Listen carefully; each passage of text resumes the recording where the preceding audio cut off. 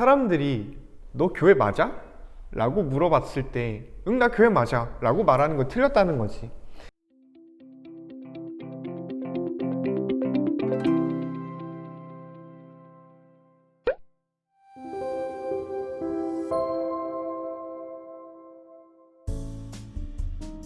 반갑습니다. 중등부 친구들. 1월 20일 수요일 데일리 큐티 시간에 나오신 여러분들을 진심으로 환영하고 축복하고 사랑합니다. 꽃길만 걷는 여러분의 한 주였기를 바래요. 이제 월요일, 화요일 걸었잖아. 이제 앞으로 목요일, 금요일 또 걸을 텐데 이 한 주에 딱 중간인 수요일에 꽃길만 걷기를 다시 한번 축복한다는 거는 좀 중요하겠다 싶었어요. 너네의 삶이 뭔가 어려움이 있고 그걸 극복해내고 이런 어떤 이야기들이 채워지고 또 어떤 기적적인 사건들이 체험되어지는 게 좁은 길을 걷고 예수님과 함께 한다라는 건 아닐 거야. 물론 그것도 의미가 있겠지만 말이죠. 그냥 단순히 그냥 아무 일이 없더라도 우리가 일상에서 하나님을 기억하고 일상에서 하나님 나라 백성으로 살아가려고 노력하고 일상에서 그러기 위해 오늘 큐티하는 이런 것들이 여러분이 꽃길을 걷는 그런 스텝 바이 스텝이 되지 않을까 생각을 합니다. 그러니 다시 한번 여러분, 이 자리에 나오신 여러분들 특별히 축복하고요. 나오지 않은 사람들 오케이, 우리 같이 또 함께 했으면 좋겠습니다. 전도사님이 기도하고 오늘 큐티 같이 시작해 볼게요. 기도합니다. 사랑의 하나님 아버지, 감사합니다. 우리가 좁은 길을 가는 데 있어서 성령의 도우심 없이는 아무것도 할 수가 없겠습니다. 성령님, 이 시간에 우리와 함께 하시고 우리가 채워지는 것과 동시에 우리가 성령에 푹 잠길 수 있는 자들 되게 하여 주시옵소서. 예수님 이름으로 기도합니다. 아멘. 자, 얘들아, 오늘 본문은 누가복음 7장 18절로 35절 말씀이야. 근데 너무 길잖아. 그래서 전도사님이 오늘 여기는 안 읽으려고. 길어서 귀찮아서 이것도 분명히 아니야, 귀찮아서가 아니라 여러분이 이 부분 해봤으면 좋겠고요. 오늘 전도사님이 이 앞부분을 하다가 너무 전도사님한테 찔림이 있어서 이거를 좀 중점적으로 나눠보면 좋겠다는 생각이 들었어. 그래서 오늘은 이 부분에 대해서만 전도사님이랑 같이 해보고요. 여기 아래는 세례요한에 대한 설명, 이 부분은 여러분이 혼자 해보면 어떨까 싶네요. 그러니 그렇게 한번 해볼까 합니다. 그래서 오늘은 전도사님의 정말 개인적인 묵상이니까 전도사님한테 꼭 영향 받을 필요 없고요. 꼭 배울 필요 없고요. 동의 안 해도 되고요. 그냥 저 사람은 우리를 가르치고 있는 저 전도사님은 이 말씀을 보고 저렇게 묵상을 하는구나 라는 거를 그냥 들어만 봐도 전도사님 생각에는 우리가 큐티를 하는 데 있어서 하나님 말씀을 경험하는 데 있어서 내 입으로 이렇게 얘기하는 건 좀 그런데 뭔가 마이너스가 되진 않을 것 같아요. 그러니 우리 함께 오늘 큐티 잘 해봤으면 좋겠어요. 오늘 본문 같이 봅시다. 내 생각을 뛰어넘으신 예수님이래. 근데 알죠? 전도사님이 이렇게 뭔가 정해준 타이틀 별로 안 좋아해서 그냥 오늘 넘어가 볼게요. 요한의 질문과 예수님의 대답이래. 요한의 제자들이 이 모든 소식을 요한에게 알렸습니다. 얘들아, 어제 큐티 했어요? 우리 1학년 친구들은 큐티 책이 없는데 2, 3학년 친구들은 큐티 책이 있지요. 이 모든 소식이 뭘까요? 이 전 본문이에요. 사실 전도사님이 정말 누가복음에서 정말 좋아하는 본문 중에 하나인데 나인성 과부에 대한 이야기지요. 그리고 그 전에는 로마 백부장에 대한 이야기도 나오는데 그냥 대충 예수님이 기적을 오지게 행하고 슬퍼하는 가난하고 소외된 자들에게 구원의 기쁨을 선물해 줬다. 하나님 나라를 먼저 경험할 수 있게 해줬다 라는 맥락이에요. 이거는 전도사님이 이번 주에 설교 본문으로 쓸까 말까 하다가 우리가 꽃길에 대해서 나누고 있었기 때문에 나누지 못했는데 조만간 나인성 과부로 같이 말씀을 나눠볼 날이 올 것 같아요. 어쨌든 이 모든 소식은 예수님이 나인성 과부를 만나서 그의 죽은 아들을 살려주고 또 여러 기적들을 행했다라는 소식입니다. 계속해서 볼게요. 요한의 제자들이 이 모든 소식을 요한에게 알렸습니다. 요한은 제자 가운데 2사람을 불렀대. 그리고 주님께 그들을 보내어 선생님이 오실 그분이십니까? 아니면 우리가 다른 사람을 기다려야 합니까? 라고 물어보게 했대요. 그 사람들이 예수님께 와서 말했대. 세례자 요한이 우리에게 선생님을 뵙고 여쭤보라고 했습니다. 선생님이 오실 그분입니까? 선생님이 오실 그 그리스도 메시아이십니까? 아니면 우리가 다른 사람을 기다려야 합니까? 그때 예수께서 질병과 고통과 악한 영에 시달리는 많은 사람들을 고쳐주셨습니다. 또 보지 못하는 사람들도 볼 수 있게 하셨습니다. 예수께서 요한의 제자들에게 말씀하셨습니다. 가서 요한에게 너희들이 보고 들은 것을 알려라. 보지 못하는 사람이 보고 다리를 저는 사람이 걷고 문둥병 환자가 깨끗해지며 듣지 못하는 사람이 듣고 죽었던 자가 살아나며 가난한 사람들에게 복음이 전파된다고 하여라. 나를 의심하지 않는 사람은 복이 있다. 아멘. 이 부분입니다. 이 아래 부분은 아까 얘기했던 대로 여러분 혼자 한번 해보고요. 좀 길어서 우리 큐티 시간이 너무 길더라고. 여기만 우리 같이 해봤으면 좋겠습니다. 전도사님 캡처본 올려줄 테니까 여러분이 캡처해서 그 말씀 잠깐 이렇게 묵상해보면 좋겠어요. 뭔가 잔잔하게 음미하는 듯이. 시작. 자, 어때? 좀 봤나요? 좀 이거 뭐야? 라고 하는 부분이 있지 않았어? 전도사님은 있었는데 뭐냐면요, 세례 요한이 예수님이 예수님인지 모르고 있는 것 같아. 그잖아요? 여기 보면은 선생님이 오실 그분이십니까? 우리가 다른 메시아를 기다려야 됩니까? 라고 제자들을 시켜서 예수님한테 가서 물어보고 와라 라고 세례 요한 아저씨가 얘기를 했어요. 근데 이 세례 요한은 우리가 봤잖아. 누가복음 초반부죠. 2장 즈음이었나요? 3장 즈음이었나요? 거기서 예수님한테 직접 세례를 줬고, 2장이구나.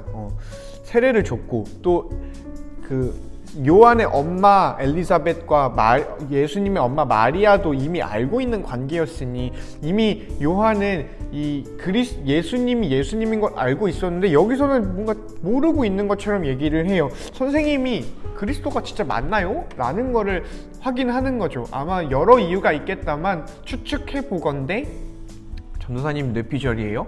예수님이 세례를 받고 나서 예루살렘으로 가지 않고 뭔가 이렇게 있으면서, 그러니까 갈릴리 이 주변에서 올라가고 있기는 한데 뭔가 딱히 하는 것 같지는 않고, 우리가 생각하는 어떤 그리스도, 우리가 생각하는 구원자가 해줘야 되는 것들을 하지 않으니까, 가령 이때는 로마가 얘네를 지배하고 있던 시대였거든, 이스라엘 민족을. 그래서 그 로마를 박살을 낸다던가 위혈단처럼 뭔가 독립운동을 한다던가 이런 거를 하지 않고, 정말 구원을 주지 않고 그냥 가난한 사람들 만나고 다니니까 뭔가 아리송했던 건 아닐까 싶어요. 그냥 뇌피셜입니다. 아닐 수도 있어. 근데 어쨌든 요한은 예수님이 예수님 맞나? 라는 약간의 이런 게 좀 생겼었나 봐. 그래서 제자들에게 확인을 시켜요. 확인을 한번 해봐 라는 내용이지요. 그러면서 이제 제자들이 예수님한테 가서 물어봐요. 당신이 정말 예수님 맞아요? 그러니까 예수님은 예수님인데, 예수는 맞는데 당신이 그리스도인가요? 하나님의 아들인가요? 오실 메시아이신가요?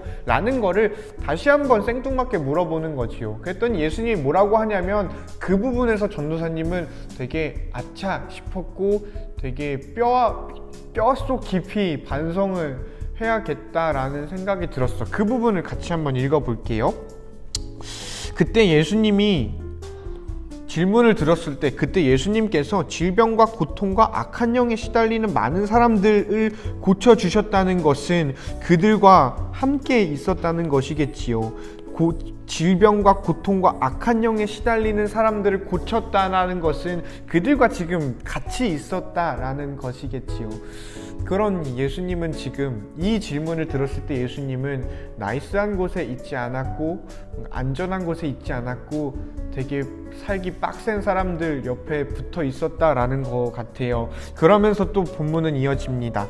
보지 못하는 사람들도 볼 수 있게 했고, 이런 사람들이랑도 같이 있었겠다 싶네요.